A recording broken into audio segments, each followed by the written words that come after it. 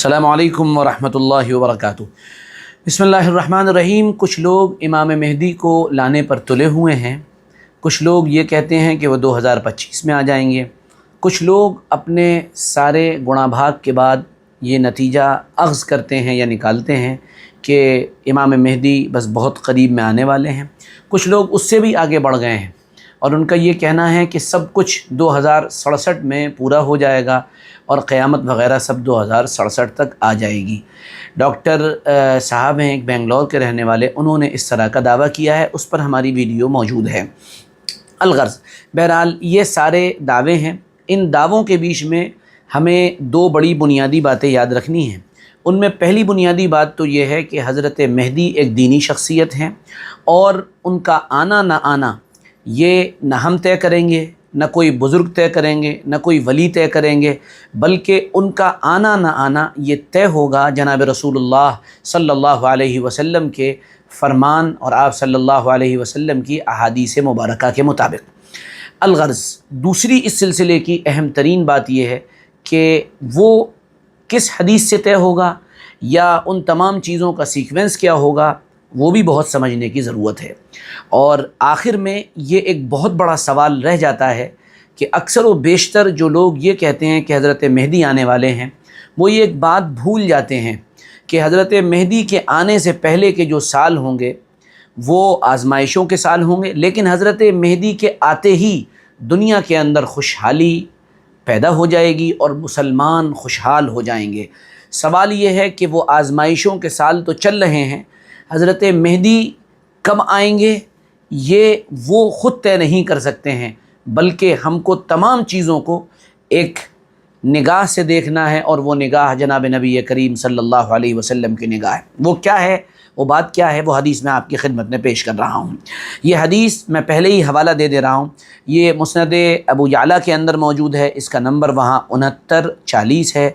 मुस्नद इब्न हिब्बान के अंदर सही इब्न हिब्बान के अंदर मौजूद है और वहाँ इसका नंबर 6757 है।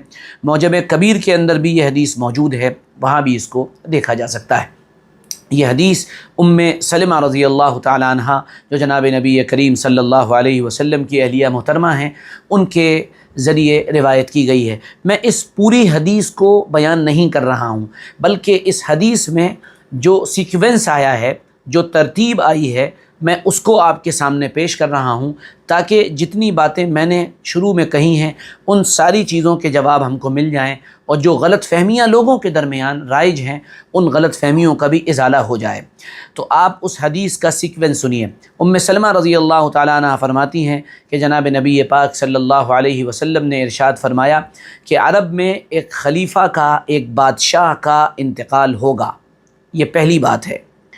दूसरी बात यह है कि फिर उस वक्त कबीले बनु हाशिम में से, यानी आप सल्लल्लाहु अलैहि वसल्लम के ख़ानदान में से एक आदमी ये ख़्याल करेगा कि कहीं मुझको खलीफा न बना दिया जाए, यानी जो आदमी, जो बादशाह मरा है उसकी जगह कहीं मुझे उसका नायब न बना दिया जाए और मुझे लोग खलीफा न बना लें। ये दूसरी बात होगी। तीसरी बात यह है कि वो आदमी जो अपने बारे में ये ख़्याल कर रहा होगा कि मुझे खलीफा न बनाया जाए, वो एक ख़ास तरीक़े से छुप कर अपने घर के अंदर जाकर अपने आप को बंद कर लेगा, लेकिन लोग उसको पहचान लेंगे और उस आदमी को घर से निकाल कर लाएंगे और बैतुल्लाह में, यानी अल्लाह का जो घर है वहाँ पर हजर अस्वद और मुल्तज़म, इसके बीच में उसके हाथ पर बैत कर ली जाएगी। ये इस सिलसिले के सीक्वेंस की तीसरी बड़ी बात है। जैसे ही उस आदमी के हाथ पर बैत होगी, उस आदमी का नाम खलीफतुल्लाहिल महदी होगा, यानी वो अल्लाह के खलीफा महदी होंगे।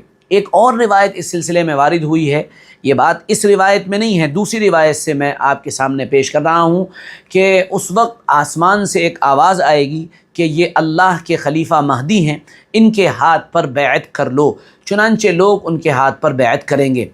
ये इस सीक्वेंस की दूसरी हदीस से चौथी बात हो गई। पांचवी बात इस सिलसिले की जो हदीस मैंने नकल की है उससे ये है कि जैसे ही इनके हाथ पर बैत होगी और इनके मेहदी होने का ऐलान होगा, उसी वक्त एक आदमी जिसका नाम सुफियानी होगा, वो बाकायदा एक लश्कर شام کی طرف سے روانہ کرے گا، سیریا جو ہمارا ہے وہاں سے وہ لشکر مقابلے کے لیے روانہ ہوگا۔ اور جب یہ لشکر مقام بیدا ایک جگہ ہے، جب وہ وہاں پر پہنچے گا تو اس لشکر کو دھنسا دیا جائے گا۔ میں واضح طور پر ایک بات آپ سے کہنا چاہتا ہوں، حضرت مہدی کے مہدی ہونے کی سب سے بڑی نشانیاں اگر شمار کی جائیں، اور ان نشانیوں میں اگر آپ مجھ سے یہ کہیں کہ کوئی ایک نشانی آپ بتا دیں ہمیں، تو میں یہ کہوں گا کہ یہ سب سے مضبوط نشانی ہے کہ حضرت مہدی کے مقابلے پر آنے والا لشکر اس کو مقام بیدا کے اندر دھسا دیا جائے گا، یعنی ایک جگہ ہے جہاں پر وہ پورا کا پورا لشکر دھس جائے گا۔ یہ اس سیکوینس کی 5ویں بات ہوئی۔ 6ٹھی بات اس ترتیب کی یہ ہے کہ جب یہ لشکر دھسا دیا جائے گا تو پھر ملک شام وغیرہ سے جو بڑے اللہ کے نیک بندے، ابدال، اولیاء، قطب، جو بہت ہی نیک لوگ ہوں گے، وہ باقاعدہ آئیں گے اور آ کر پھر یہ باقاعدہ حضرت امام مہدی کے ہاتھ پر بیعت کریں گے۔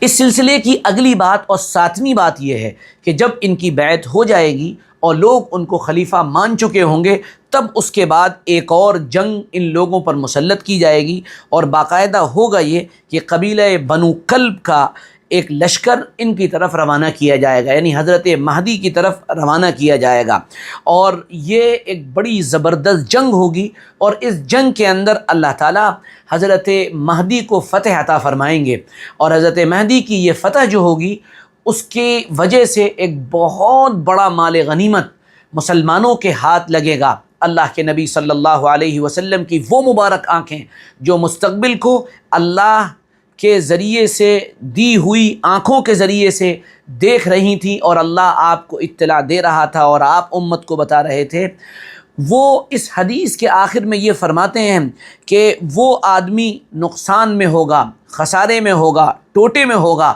جو اس دن قبیلہ بنو کلب کی لشکر کی ہار کے بعد قبیلہ بنو کلب کے مال غنیمت سے محروم رہ جائے گا۔ یہ بات اس سلسلے کی 8ویں بات ہو گئی۔ 9ویں بات اس سلسلے کی یہ ہے کہ اس کے بعد حضرت مہدی جو ہوں گے وہ لوگوں پر خزانوں کو کھول دیں گے۔ دوسری حدیث میں اللہ کے نبی صلی اللہ علیہ وسلم نے ارشاد فرمایا، مہدی منا اہل البیت، مہدی میرے خاندان کا ایک فرد ہوگا، اور وہ امت میں مال کو لپ بھر بھر کے تقسیم کرے گا، یعنی بڑی بھاری تعداد میں امت میں مال کو تقسیم کر دیا جائے گا، اور پھر اس کے نتیجے میں اسلامی دنیا جو ہوگی وہ مستحکم ہو جائے گی، اسٹیبلش ہو جائے گی، اور پوری طاقت اور قوت ان کے اندر آ جائے گی، اور اس طرح کے حالات 7 سال 8 سال یا 9 سال رہیں گے، اور یہ طبرانی وغیرہ کے اندر یہ الفاظ اس طرح کے موجود ہیں۔